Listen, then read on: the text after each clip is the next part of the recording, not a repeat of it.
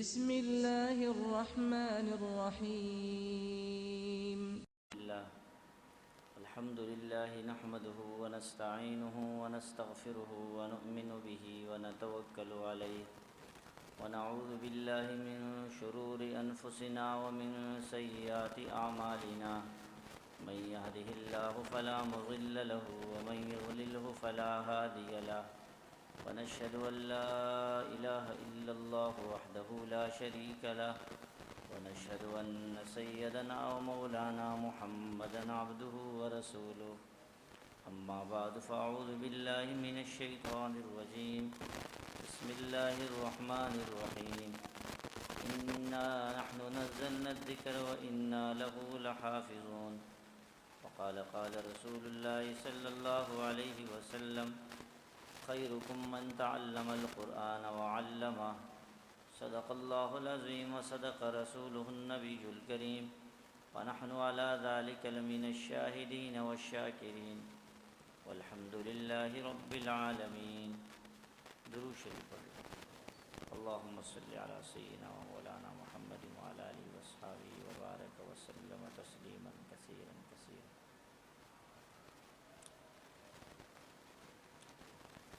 حضرات اساتذہ کرام تشریف فرما ہیں.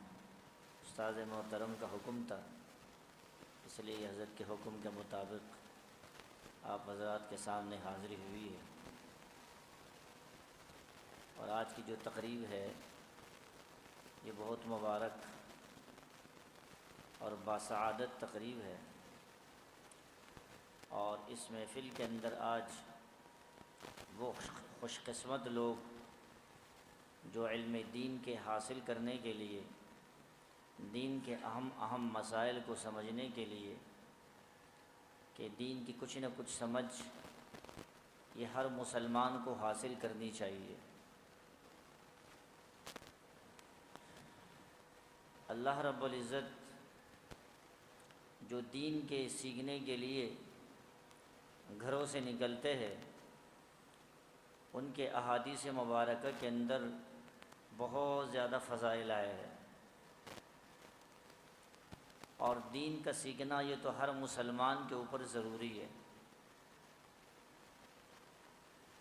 اگر ہم اور آپ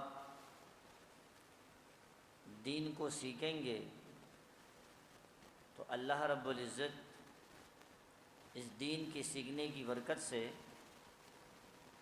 ہمارے گھروں میں، مالوں میں، جانوں میں، اولادوں میں، اور صرف دنیا نہیں اخروی زندگی کو اللہ پاک برکتوں سے مالا مال فرما دیں گے. اس لیے علم دین کا سیکھنا یا دین کے اہم مسائل کو سیکھنا یہ تو ہر مسلمان مرد اور عورت بالغ کے اوپر ضروری ہے.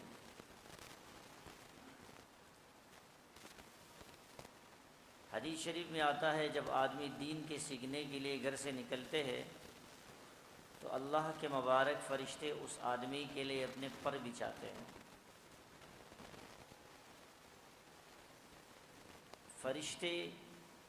فرشتوں کا پر بچھانا بادشاہ کے لیے نہیں، وزیر کے لیے نہیں، دنیا کسی منصب کے لیے نہیں، صرف طالب علم کے لیے یہ بات آئی ہے کہ جو طلب علم کے لیے اللہ کے راستے میں نکلتے ہیں ان کے لیے فرشتے پر بچھاتے ہیں. دنیا کا کوئی بادشاہ آ رہا ہو تو وہ بادشاہ جو کسی ملک میں جاتے ہیں تو ملک والے ایئرپورٹ سے لے کر جہاں بادشاہ کی بیٹھنے کی جگہ ہے، وزیر اعظم اور صدر ہاؤس تک اس کے لیے قالین نہیں بچھائے جاتے ہیں. کبھی کس نے سنا ہے کتنے لمبے قالین بچھائے گئے ہو؟ لیکن جو علم کی طلب میں گھر سے نکلتے ہیں وہاں سے لے کر جہاں یہ جا رہا ہے پورے راستے میں یہ فرشتوں کے پروں کے اوپر قدم رکھ کر جا رہے ہیں. کتنی بڑی سعادت کی بات ہے. لیکن اصل میں ہمارے سامنے یہ چیزیں کیوں نہیں ہیں؟ اسلام نے غیب کے اوپر ایمان لانے کا حکم دیا ہے. یہ ساری چیزیں پوشیدہ ہے۔ جب یہ مرنے کے بعد بندے کے سامنے ظاہر ہوں گے، پھر بندے کو پتہ چلے گا کہ میں جو صبح جاتا تھا اور امام صاحب کے سامنے، قاری صاحب کے سامنے بیٹھ کے قرآن کریم کا ایک آیات سیکھتا تھا، اس کا کیا مقام اور مرتبہ ہے، اور رات کو جا کر مسجد قباء کے اندر بیٹھ کر یہاں ایک ایک مسئلے کو بہشتی زیور سے سیکھتا تھا، اس کا کیا مقام اور مرتبہ ہے۔ ابھی یہاں جو لوگ داخلہ لیں گے نا، تو ان کو یہاں جو علماء پڑھائیں گے تو بہشتی زیور کی کتاب پڑھائیں گے۔ مفتی صاحب تشریف فرمائیں، اکثر جو بڑے بڑے مفتیان کرام اور بڑے بڑے دارالافتاء ہوتے ہیں تو وہاں پر بہشتی زیور لازم رکھا جاتا ہے۔ کئی مسائل تو ایسے ہیں کہ مفتیان کرام اسی سے وہ مسئلہ بتاتے ہیں۔ اتنی اہم ترین کتاب ہمارے علماء کرام نے دراساتی دینیہ کورس کے اندر شامل کی ہے۔ یہ معمولی کتاب نہیں ہے، اور کتنے اہم مسائل ہے اس کے اندر۔ آپ حضرات کے یعنی اس کی اہمیت بتاتا ہوں۔ ہمارے حضرت ایک خادم ہے، لاہور میں ہمارے شیخ اور مرشد ہے، اللہ حضرت کو صحت نصیب فرمائیں، حضرت اقدس حضرت مولانا مفتی محمد حسن صاحب دامت برکاتہم العالیہ، بہت بڑے اللہ والے ہیں اس زمانے کے۔ ہمارے تبلیغی جماعت کے جو بڑے بزرگ گزرے ہیں، حاجی عبدالوہاب صاحب رحمۃ اللہ علیہ، وہ فرمایا کرتے تھے جس نے جنتی دیکھنا ہو مفتی حسن صاحب کو دیکھ لے۔ تو حضرت کے خادم تھے، ہم اکٹھے پڑھتے تھے۔ فراغت کے بعد ہم کراچی آ گئے، وہ حضرت کے خدمت میں لگ گئے۔ تو اس نے کہا کہ حضرت کے جو خادم تھا اس نے خود یہ واقعہ سنایا مجھے کہ میری دادی صاحبہ تھی، اس نے ناظرہ بھی نہیں پڑھا تھا، علم بھی حاصل نہیں کیا تھا، کچھ بھی نہیں کیا، بس نماز پڑھتی تھی، ذکر کیا کرتی تھی جو زبان پر آتا تھا، درود شریف پڑھا، کوئی اور معمولات کیے۔ کہتے ایک دن وہ سخت بیمار ہوئی، ایک دن سخت بیمار ہوئی۔ اللہ ہمارے اس نیک اساتذہ کرام کو جزائے خیر دے۔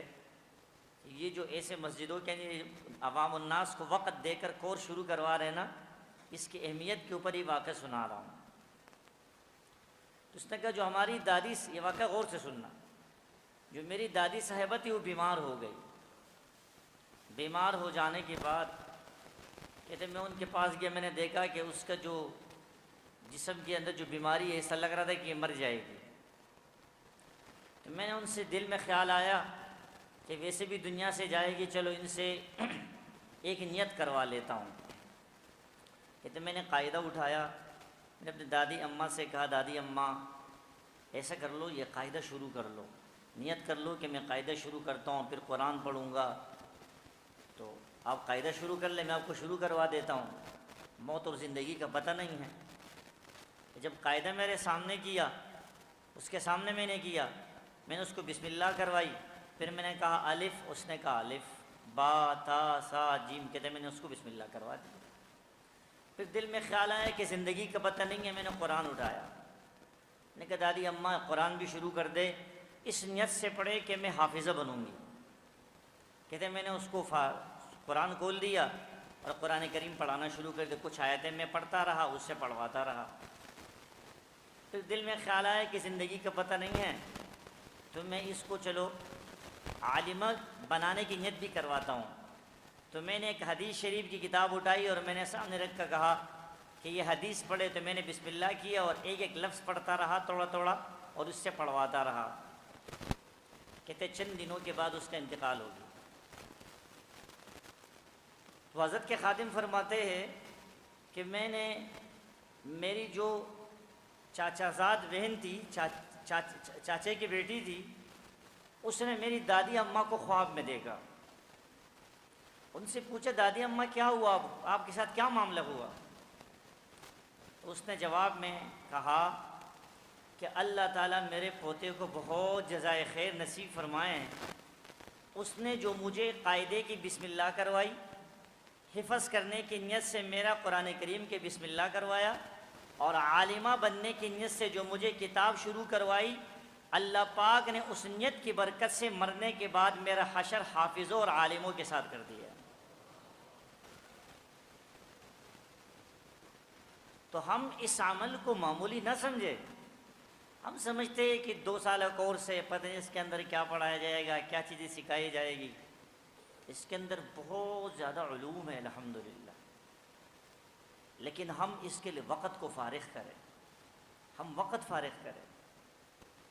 آج تو ہم دیکھیں، ہم سب اہل غزہ کے درد اور دکھ کے اندر شریک ہیں، لیکن اس رمضان المبارک کے اندر غزہ کے اندر جب بمباری بند ہوئی اور آپس میں ان کی جو ہے نا ایک معاہدہ ہوا، جتنے دنوں بمباری نہیں ہوئی ہے تو ان دنوں کے اندر ایسے بچے تھے جنہوں نے قرآن کریم کو حفظ یاد کیا، اور وہ کتنے دن تھے؟ 20 دن 25 دن زیادہ سے زیادہ۔ ان دنوں کے اندر کئی حافظ قرآن اس سرزمین پر پیدا ہوئے۔ یہ وہ لوگ ہیں جس کے پاس کھانے کے لیے کچھ نہیں، پینے کے لیے ترس رہے ہیں، لباس کے اعتبار سے کمزور ہے، گھر ان کے سارے ویران ہیں، لیکن دل اتنا منور ہے کہ اپنے ایک ایک ساعت اور ایک ایک گھڑی کو اللہ پاک کے دین کے لیے وقف کرنے کے لیے 100% تیار ہے۔ اور ہمارے پاس کیا کمی ہے بھائی؟ ہمارے پاس کتابیں بھی موجود ہیں، ہمارے پاس سارے سہولیات بھی موجود ہے، کوئی رکاوٹ بھی نہیں ہے، پریشانی بھی نہیں ہے۔ یہ سارے سہولیات کے باوجود بھی اگر ایک آدمی دین سیکھنے کے لیے وقت نہ نکال سکے، یہ کتنے بڑے خسارے کی بات ہے، بہت بڑے خسارے کی بات ہے۔ اگر قیامت کے دن اللہ رب العزت نے ہم سے پوچھ لیا، بھئی آپ کے پاس 30 سال 40 سال 50 سال 60 سال 70 سال آپ نے دنیا میں گزارے، 24 گھنٹے میں آپ کے پاس تو 14-15 گھنٹے دنیا کمانے کے لیے، دنیا کی ضروریات پورا کرنے کے لیے تھے، آپ کے پاس 2 گھنٹے میرے دین کی سیکھنے کے لیے نہیں تھے، تم اللہ کو کیا جواب دیں گے؟ یہ تو اللہ پاک ہمارے ان اساتذہ کرام کو جزائے خیر نصیب فرمائیں کہ یہ ہر وقت اپنے مقتدیوں کے، تعلق والوں کے، دوست احباب کی فکر کرتے ہیں کہ کسی نہ کسی صورت میں ان کو ایسی چیزیں بتائی جائے کہ اس کی برکت سے ایک تو سب سے بڑی چیز ان کی ایمان کی حفاظت ہو جائے، اور ایمان کی حفاظت کے ساتھ ساتھ یہ اور لوگوں کے ایمان کے محفوظ کرنے کا ذریعہ بن جائے۔ یہاں دراسات دینیہ کورس کے اندر حدیث شریف کی کتاب پڑھائی جاتی، معارف الحدیث، بہت قیمتی کتاب ہے، یقینی بات ہے۔ اگر آپ معارف الحدیث کے شروع میں جو مقدمہ ہیں اس کے ساتھ حضرت نعمانی صاحب رحمۃ اللہ علیہ کے قبر کو اللہ نور سے منور فرمائیں، انہوں نے جو اس کے اندر احادیث مبارکہ جمع کی ہے اور جو عنوان دیا ہے، اگر آدمی اس کا مطالعہ کرے تو اس دور کے اندر جو منکرین حدیث ہے، جو حدیث کو نہیں مانتے ہیں، کہتے صرف قرآن ہے بس، اور یہ طبقہ بہت زیادہ ہمارے علاقے کے اندر ہے، لیاری کے اندر بھی ہے، مچھر کالنی کے اندر بھی ہے، قرب جوار کے علاقے کے اندر بھی ہے، بہت زیادہ ہے، یہ کم نہیں ہے، جو حدیث کو مانتے ہی نہیں ہیں، وہ صرف قرآن ہے بس۔ آپ صرف قرآن ہے مجھے بتائے، قرآن کے اندر آئے واقیم الصلاۃ، نماز کو قائم کرو، اب نماز کیسے پڑھنی ہے؟ قرآن میں اس کی ذکر تو نہیں، اس کا ذکر تو حدیث میں آتا ہے، لیکن وہ حدیث کو مانتے ہی نہیں ہیں، اور وہ بندے کو ایسے عقلی دلائل پیش کرتے ہیں، اگر عام نوجوان اس کو سن لے تو وہ کہتے ہیں کہ ماشاءاللہ کیا دلیل، ماشاءاللہ بھی کہے گا کیا، جیسے آج کل ہم کہتے ہیں نا مرزا انجینئر ہے، غامدی ہے، اور جتنے بڑے بڑے فتنے ہیں، وہ ایسے عقلی دلیل پیش کرتے ہیں کہ عقلی دلیل سن کر کتنے نوجوان اس کے عاشق بن جاتے ہیں، حالانکہ ان کو پتہ نہیں ہوتا ہے یہ دلیل پیش کر رہا ہے، یہ دلیل نہیں ہے، یہ تو دعا ہے جہنم کا اور گمراہی ہے، لیکن اس کو سمجھ میں نہیں آتا ہے، اس لیے کہ وہ عقل سے بندوں کو سمجھانے کی کوشش کرتے ہیں، اور ہم بھی عقلی دلیل کو دیکھ کر کے، کیونکہ ہمیں تو قرآن اور حدیث کا پتہ ہی نہیں ہے، علماء سے تعلق ہی نہیں ہے، علماء کے ساتھ اٹھنا بیٹھنا ہی نہیں ہوگا، تو وہ جب عقلی دلیل پیش کریں گے ہم کہیں گے اس کی عقلی دلیل بڑی مضبوط ہے، لیکن جب انسان کے پاس یہ معارف الحدیث اگر ایک آدمی پڑھ لے گا، پھر ہزاروں منکرین حدیث بھی جمع ہو جائے اس آدمی کو گمراہ نہیں کر سکے گا۔ حضرت نے ایسے بہترین طریقے سے ان کی ترتیب دی ہے اور بار بار کہا ہے کہ حدیث کے اوپر یہ دلیل ہے، حدیث سے اس حدیث سے ثابت ہوتا ہے، حدیث اس سے ثابت ہوتا ہے، کہ حضور صلی اللہ علیہ وسلم نے جو ارشاد فرمایا اس سے یہ ثابت ہوتا ہے۔ حدیث کے اوپر اس نے دلائل پیش کیے بہت لمبی فہرست کے ساتھ۔ میں خود پہلے دارالعلوم معاذ بن جبل نارتھ احمد آباد کے اندر جاتا تھا، وہاں دراسات کے اندر بھی میرے گھنٹے ہوتے تھے۔ ابھی بھی الحمدللہ میں مغرب کے بعد دراسات کا سبق پڑھا کر ابھی یہاں آ رہا ہوں۔ الحمدللہ وہاں ہمارے ہاں بھی خانقاہ کے اندر نے شروع کیا ہے، تو الحمدللہ کئی نوجوان آ رہے ہیں اور پابندی کے ساتھ آ رہے ہیں۔ تو میں جب وہاں پر معارف الحدیث کی یہ حدیث شروع کرتا تھا، دوسرے سال والے کو دوسرے سال میں وہ پڑھایا جاتا ہے، پہلے سال میں وہ نہیں پڑھایا جاتا ہے، دوسرے سال کے اندر مقدمے سے پھر دوبارہ شروع کرواتے ہیں، پہلے جلد جو ہے اور دوسرے سال میں پڑھاتے ہیں۔ تو دوسرے سال کے اندر جب میں شروع کرتا تھا، طلباء جو عوام الناس آ کر بیٹھتی، دوسرے سال ان کی ہوتی تھی، جب میں شروع کر لیتا تھا تو طلباء کہتے تھے کہ حضرت یقینی بات ہے یہ اگر ہمارے سامنے یہ احادیث مبارکہ نہ آتے اور ہم سے کوئی منکرین حدیث بات کرتے تو یقینی بات یہ ہے کہ ہم پھسل جاتے۔ تو اس لیے یہ جو کورس ہمارے علماء کرام نے لکھا ہے اس کا بہت زیادہ فائدہ ہے اور ہر آدمی اس کو سیکھ سکتا ہے، ہر آدمی، صرف یہ نہیں ہے کہ نوجوان اس کے لیے بیٹھ جائے، ہر عمر کا آدمی اس میں بیٹھ سکتا ہے۔ ناظرہ قرآن کریم پڑھا ہوا ہو، اس کا ناظرہ قرآن کریم صحیح ہو، لکھنا پڑھنا آتا ہو، وہ ضرور اس کورس کے اندر شریک ہو جائے۔ اور ہمیں تو پتہ نہیں ہے کب موت کا پروانہ آ جائے اور ہم دنیا سے چلے جائیں، لیکن جو اس کورس کے اندر بیٹھ گیا، نیت کر لی میں اس کو سیکھ لوں گا، اب سیکھنے کے لیے جب وہ بیٹھ جائے گا، زندگی اور موت کا بعد موت آیا تو اللہ پاک ان کو ان لوگوں کے فہرست میں اٹھائیں گے جو علم دین کو سیکھنے والے ہوں گے، اور اللہ نے زندگی دی تو ہم اس کو سیکھنے والے بن جائیں گے۔ اور اس کے اندر الحمدللہ کتنے ایسی کتابیں ہیں۔ حکیم الامت شاہ اشرف علی تھانوی صاحب رحمۃ اللہ علیہ نے کتاب لکھی ہے حیات المسلمین، ہمارا سلسلہ چشتیہ ہے، یہ اس کے اسباق کے اندر بھی شامل ہے۔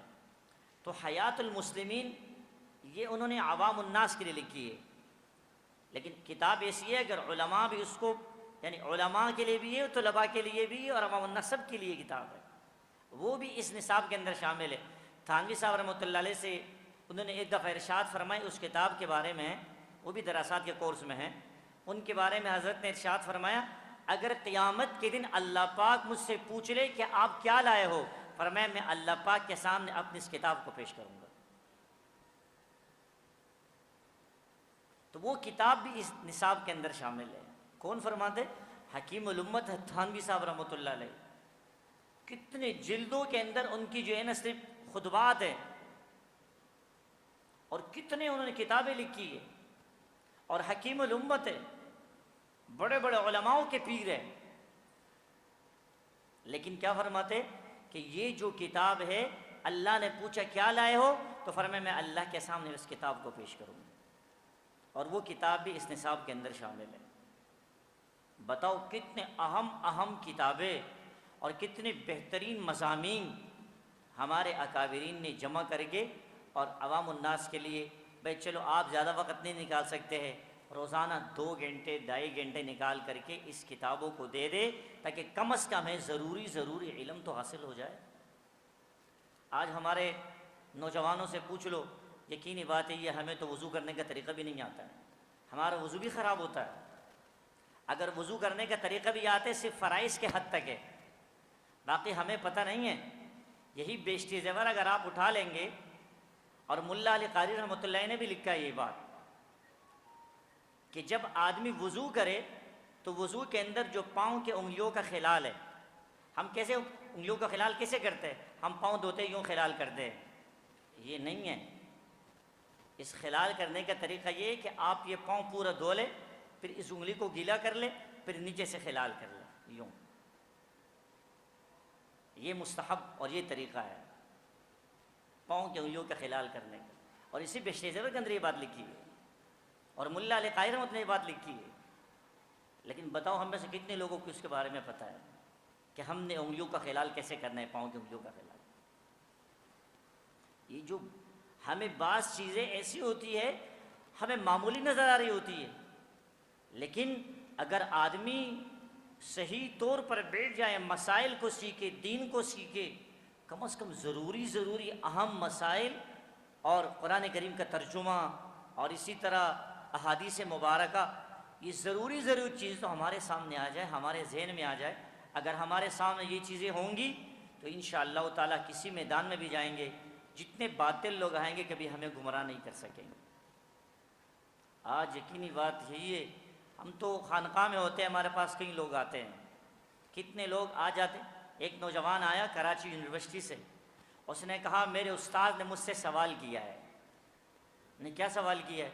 کہتے ہیں آپ کے جو امام صاحب ہے مسجد کے اندر، وہ ظہر کی نماز اور عصر کی نماز آہستہ آواز سے پڑھاتے ہیں، اور فجر، مغرب اور عشاء زور سے پڑھتے ہیں، جہری یعنی جہر کے ساتھ پڑھتے ہیں، قرات زور سے کرتے ہیں نا، عشاء میں آپ لوگوں نے سنی ہوگی۔ تو کہتے بہتر تو یہ تھا کہ ظہر کے اندر بھی زور سے پڑھ لیتے، عصر میں بھی زور سے پڑھ لیتے، یا مغرب اور عشاء اور فجر میں آہستہ پڑھ لیتے، تو سب صحیح برابر ہو جاتے، کتنا اچھا لگتا۔ کہتے ہیں مولوی صاحب میں تو بہت پریشان ہوں کہ میں اس کو کیا جواب دوں۔ اب اس کا آسان جواب ہے، حضور صلی اللہ علیہ وسلم نے ایسے کیا تو ہم بھی ایسے ہی کرتے، بات ہی ختم ہو گئی۔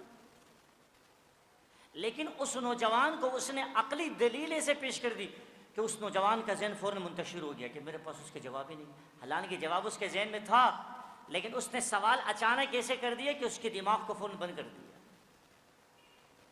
لیکن جو علماء کی صحبت میں، نیک لوگوں کی صحبت میں، یہ جو علم دین کا کورس ہے اس کے اندر بیٹھیں گے تو انشاءاللہ تعالیٰ پھر جتنے بھی باطل عقائد والے آ جائیں گے کبھی ہمیں گمراہ نہیں کر سکیں گے۔ تو ہم اس کورس کو معمولی کورس نہ سمجھے، یہ بہت اہم ترین اور ضروری کورس ہے، اور کم از کم اگر گھر کے سارے افراد اس کو نہیں کر سکتے، گھر میں مشورہ کر کے ایک فرد کو اس کورس کے لیے فارغ کر دیں۔ اگر اس پورے محلے کے اندر 100 گھر بھی ہے، 100 تو نہیں ہوں گے، زیادہ ہوں گے، چلو 100 کر لیں، میں 100 کے حساب سے لگا لیتا ہوں، تو کم از کم 100 افراد تو کم از کم یہاں پر داخلہ لے لیں اس کورس کے لیے، 100 افراد اس کے لیے داخلہ لے لیں، اور 100 ایسے آدمی تیار ہو جائے کہ اس پورے محلے کے اندر 100 آدمی ایسے ہو کہ جو اس کورس کے اندر شریک ہو، اور اس کورس کو سیکھنے کے بعد پھر لوگوں کو بتائے کہ اس کورس کے فائدے کیا ہے۔ آج یقینی بات یہ ہے، ہم مسائل کے بارے میں، نماز کے اندر نماز پڑھتے ہیں مسائل کا پتہ نہیں ہے، وضو کے مسائل کا پتہ نہیں ہے، غسل کے مسائل کا پتہ نہیں ہے، اور اسی طرح اگر ہم دیکھ لیں میت کو غسل کیسے دینا ہے، ایسے مسائل کا پتہ نہیں ہے۔ بعض وقت ایسی چیزیں مسائل ہمارے سامنے آ جاتے، ہم چاہتے ہیں کہ کاش یہ مسئلہ مجھے آ رہا ہو، لیکن اس وقت نہ انسان کے پاس کوئی ذرائع ہوتے ہیں معلومات کرنے کا، اور خود پتہ نہیں ہوتا ہے، پھر آدمی اس کے بارے میں پریشان گھومتا ہے۔ تو کم از کم ایسے موٹے موٹے مسائل جو ہمارے علماء کرام نے اس کورس کے اندر رکھے وہ ہمارے سامنے آئیں گے، انشاءاللہ ہمارے لیے زندگی بھر کے اندر ایک رہنمائی مل جائے گی۔ تو کون کون ساتھی نیت کرتے ہیں کہ میں اس کورس کے اندر انشاءاللہ شرکت کروں گا؟ ماشاءاللہ ماشاءاللہ ماشاءاللہ۔ اور اپنے ساتھ اور لوگوں کو بھی تیار کریں، یہ نہیں کہ بس، اور اصل چیز جو ہے نا، اصل چیز وہ استقامت ہے۔ اب شروع میں تو ہم 50 آدمی بیٹھ گئے، دیکھا امام صاحب نے ایک دن سبق پڑھایا، اب امام صاحب نے کہا کہ بھائی اس کو کل یاد کر کے آؤ، اگلے دن اس نے کہا مجھے تو سبق یاد نہیں، میں نے تو جانا ہی نہیں ہے۔ نہیں، یاد نہ ہو پھر بھی آ کر بیٹھے، پھر بھی آ کر بیٹھے، یہاں پر بیٹھنا بھی نفع سے خالی نہیں ہے۔ تو سب سے بڑی چیز جو ہے وہ استقامت ہے۔ حدیث شریف میں آتا ہے آدمی عمل توڑا کرے لیکن ہمیشہ کرے، عمل توڑو ہمیشہ ہو۔ ہم یہاں پر استقامت کے ساتھ جن جن لوگوں کا ارادہ ہے کہ میں اس کورس کے اندر شرکت کروں گا، پورے مجمع ارادہ کرے کہ میں اس کورس کے اندر شرکت، اس کو سیکھوں گا، تو جب اس کو سیکھنا شروع کرے، جس نے داخلہ لے لیا پھر اس کے بعد وہ ناغہ نہ کرے، پابندی کے ساتھ آنا شروع کر دے۔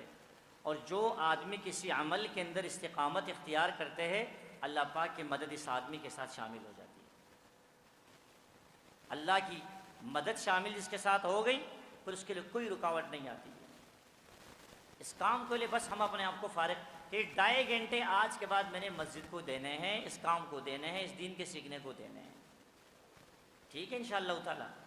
تو ایک تو ہم استقامت اختیار کریں، اور دوسری چیز جو بہت ضروری چیز ہے، ایک ہے علم دین کو سیکھنا، اور ایک ہے علم دین کو ادب کے ساتھ سیکھنا۔ ادب کے ساتھ سیکھنا، ادب بہت ضروری ہے۔ جو آدمی یہاں داخلہ لے رہا ہے نا، وہ اگر ادب شروع کر دیں گے علم کے ساتھ، یقینی بات کہہ رہا ہوں، اگر بندے کے پاس علم تھوڑا بھی ہوگا، اللہ اس کو اتنے برکتوں سے مالا مال فرما دیں گے کہ ادب کی برکت سے اللہ رب العزت اس کو بہت آگے لے کے چلے جائیں گے۔ ہم اپنے حضرت کے سبق میں بیٹھے ہوئے تھے، سال کے آخر میں دورہ ہوتا ہے صرف نہ ہوگا، تو صرف کی کلاس چل رہی تھی۔ یہ عربی گرامر کی کتاب ہے، علم صرف العزیز حضرت نے لکھی ہے۔ تو ایک طالب علم کو دیکھا، آج تو ہمیں مسجد کے اندر ہم آ رہے ہوتے تو ہم تو قرآن کریم بھی یوں پکڑ کے آ رہے ہوتے ہیں نا، تو وہ جو کتاب تھی اس طالب علم نے یوں پکڑ کے وہ آ رہا تھا۔ اس لیے اکثر میں طلباء کو جب کلاس میں بیٹھتا ہوں، میرے سب سے پہلے گفتگو یہ ہوتی ہے کہ جب مدرسے جاؤ تو کتابوں کے پیچھے لڑکا کے نہیں جاؤ۔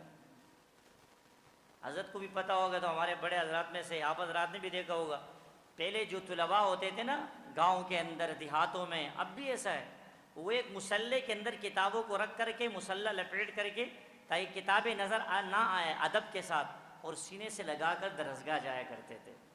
اور پھر ان طلباء سے جو اللہ نے کام لیا، صرف کام نہیں لیا، اللہ پاک نے دنیا کے اندر ان کو لوگوں کے لیے نمونہ بنایا۔ اور آج کل علم کا ہم نے کیا کر دیا ہے، ہم نے علم کو پیچھے ڈال دیا ہے۔ جو علم کو پیچھے ڈالے گا تو پیچھے ہی جائے گا، آگے کہاں جائے گا۔ علم تو سینے سے لگانے کی چیز ہے کہ اس کو سینے سے لگاؤ تو آپ کو بلندی ملے گی۔ تو آج ہمارے ہاں اس چیز کی بہت زیادہ کمی ہے، بہت کمی ہے۔ ادب کے بارے میں اگر ہم نے اپنے شاگرد، میں تو کسی کو دیکھتا ہوں، میں تو اپنے بعض وقت چماٹ بھی مار دیتا ہوں، غصہ کرتا ہوں کہ آپ نے کیا دینی کتاب پیچھے ڈالی ہوئی۔ اگر ضرورت بھی ہے آپ نے بیگ میں رکھنا ہے تو بیگ کو آپ الٹا لٹکا دو، وہ پٹکیا پیچھے لے کے آؤ، کتابوں کو آگے رکھ دو۔ چلو اگر آپ کو اتنی مشقت ہو رہی ہے، آپ الٹا لٹکا دو کہ کتابیں میرے سینے کی طرف آئے۔ تو ادب ہمارے لیے بہت ضروری ہے، استاذ کا ادب، ڈیسک کا ادب، اور اسی طرح کتابوں کا ادب۔ ادب جس کے اندر آ گیا، ساری چیزیں آ گئی۔ تو وہ ہمارے جو حضرت نے دیکھا، ایک طالب علم ہے، وہ کتاب یوں پکڑ کے آ رہے ہیں، حضرت نے جیسے مسجد میں داخل ہوتے فرمایا باہر نکل جاؤ۔ سب طلباء پریشان، حضرت کا مزاج تو ہے بھی نہیں ایسا، وہ شفقت کرنے والے ہیں، فرمایا باہر نکل جاؤ، باہر نکل جاؤ۔ طالب علم بیچارہ پریشان ہو گیا، باہر جا رہا ہے، کتاب یوں پکڑا ہوا ہے، باہر نکل گیا۔ حضرت نے اس کو بلایا کہ اب جو کتاب آپ نے رکھی ہے اس کو سینے سے لگاؤ۔ پھر فرمایا اب اندر آ جاؤ۔ اس نے کتاب کو سینے سے لگایا، پھر طالب علم اندر آنے لگا، کھڑا ہو گیا، پھر اس کو فرمایا بیٹھ جا، جو بیٹھ گیا۔ پھر طلباء سے فرمایا کہ آج جو اس نے اس کتاب کا ادب کیا ہے، مجھے اللہ پاک سے 100% یقین ہے کہ اس کتاب کا علم اللہ پاک نے اس کے سینے میں داخل کر دیا۔ تو اس لیے دین کے معاملے کے اندر تو ادب بہت ضروری ہے۔ ہم یہ نہ دیکھیں کہ یہ تو عمر کے اعتبار سے چھوٹا ہے، استاد ہے لیکن چھوٹا ہے، یا جو ہے نا استاد تو ہے لیکن ہم سے تو گپ شپ لگانے والا ہے۔ نہیں، ہم اس کا ادب اپنی طور پر کریں۔ کتاب کا ادب ہو، استاذ کا ادب ہو، قلم کا ادب ہو۔ وہ ایک بہت بڑے عالم دین تھے، وہ کتاب کچھ لکھ رہے تھے، تو لکھنے کے بعد وہ جو ہے نا تقاضا ہوا تو واش روم گئے۔ پہلے زمانے میں تو لکڑی کے قلم ہوتے تھے، جب واش روم گئے تو جا کر کے جب تقاضا کرنے بیٹھے تو دیکھا کہ اس کے انگلی کے اوپر سیاہی لگی ہوئی ہے، سیاہی ہوتی ہے نا وہ لگی ہوئی ہے۔ تو جب وہ دیکھا اس نے کہا اگر میں اس وقت واش روم میں بیٹھوں گا تو اس کی تو بید بھی ہو جائے گی کہ یہ واش روم میں نہ چلے جائے۔ تو فوراً باہر آئے، اپنے تقاضے کو رکوایا، اس کو صاف کیا، پھر واش روم گئے، اور جب باہر آئے کچھ بعض کتابوں میں لکھا ہے کہ مرنے کے بعد خواب میں دیکھا، کسی نے کہا زندگی میں، اللہ نے اس کو فرمایا کہ آپ کے اس عمل کی وجہ سے میں نے آپ کی مغفرت فرما دی، اس عمل کی وجہ سے میں نے آپ کی مغفرت فرما دی۔ کہ کیا یہ ادب ہے؟ تو اس لیے جو اس دین کو سیکھنے والے ہیں تو اس کے اندر ادب بہت زیادہ ضروری ہے، ادب بہت ضروری ہے۔ ادب کریں گے انشاءاللہ تعالی اللہ پاک ہمارے علم کو برکتوں سے مالا مال فرما دیں گے۔ تو انشاءاللہ تعالی اللہ تعالی ہم سب کو کہنے سننے سے زیادہ عمل کرنے کی توفیق نصیب فرمائے۔ ہمیں تو کچھ آتا نہیں ہے، اساتذہ اکرام کی برکت ہے، ٹوٹی پھوٹی جو بات کہی ہے اللہ پاک اس پر عمل کرنے کی بھی توفیق نصیب فرمائے۔ اور میرے تو گزارش ہے کہ بھئی ہم اپنے ساتھ اور نوجوانوں کو بھی تیار کریں۔ کوئی ساتھی کسی کمپنی کے اندر کام کرتے ہیں، کوئی دفتر میں کام کرتے ہیں، کسی کی دکان ہے، وہاں لوگوں کو تیار کر کے یہاں لے کے آئے، ان کو بھی دعوت، یہ نہیں کہ اس محلے والے لوگ صرف اس کے اندر شریک ہو جائے، ہم باہر سے لوگوں کو دعوت دیں، باہر کے لوگوں کو بھی لے کے آئے۔ اور قرب و جوار کے اگر ائمہ مساجد ہے وہ بھی اپنے مسجدوں کے اندر اگر یہ کورس نہیں ہے وہاں کے اپنے مقتدیوں کو تیار کرے کہ وہ یہاں پر آئے اور اس کورس کے اندر شریک ہو جائے۔ انشاءاللہ تعالیٰ اگر اس کورس کے اندر ہمارے نوجوان جو نئی نسل ہے وہ اس کورس کے اندر آئیں گے تو انشاءاللہ تعالیٰ اللہ رب العزت کے فضل و کرم سے کوئی دنیا کا گمراہ آدمی اس کو کبھی گمراہ نہیں کر سکے گا۔ اور جب علماء کے قریب بیٹھیں گے ہمارے سامنے جو بھی پریشانی مسائل آئیں گے اس کے سامنے ذکر کریں گے، اللہ اس کے برکت سے ہمارے ایمانوں کی حفاظت فرمائیں گے۔ اللہ تعالی ہم سب کو کہنے سننے سے زیادہ عمل کرنے کی توفیق نصیب فرمائے۔ آمین آمین وآخر دعوانا الحمدللہ رب العالمین۔